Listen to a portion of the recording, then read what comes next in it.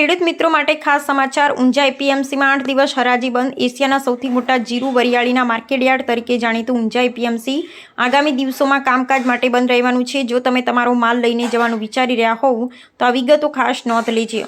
બંધનો સમયગાળો 25 માર્ચથી 1 એપ્રિલ સુધી સતત 8 દિવસ. કારણ નાણાકીય વર્ષ પૂરું થતું હોવાથી માર્ચ એન્ડિંગ હિસાબી કામકાજ પૂર્ણ કરવા માટે રજા રાખવામાં આવી છે.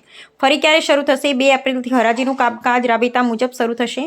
ચેરમેનનો સંદેશ. દિનેશ પટેલે ખેડૂતોને અપીલ કરી છે કે આ સમયગાળા દરમિયાન માલ લઈને ન આવવું, જેથી કોઈ હાલાકી ન ભોગવવી પડે. જો તમારે તમારા પાકનો સંગ્રહ કે અન્ય વ્યવસ્થા કરવાની હોય તો 2 એપ્રિલની તારીખ ધ્યાનમાં રાખીને આયોજન કરજો. અહેવાલ કાર્તિક પૂજારા, મહેસાણા.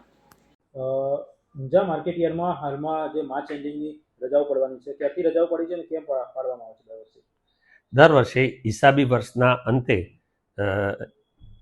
એકાઉન્ટની સગવડ ખાતર લગભગ એકાદ વીક માટે આપણે રજાઓ રાખતા હોઈએ છીએ. આ વર્ષે પણ 25 માર્ચથી 2 એપ્રિલ સુધી, 1 એપ્રિલ બંધ રહેશે, 2 એપ્રિલથી માર્કેટ ચાલુ થશે.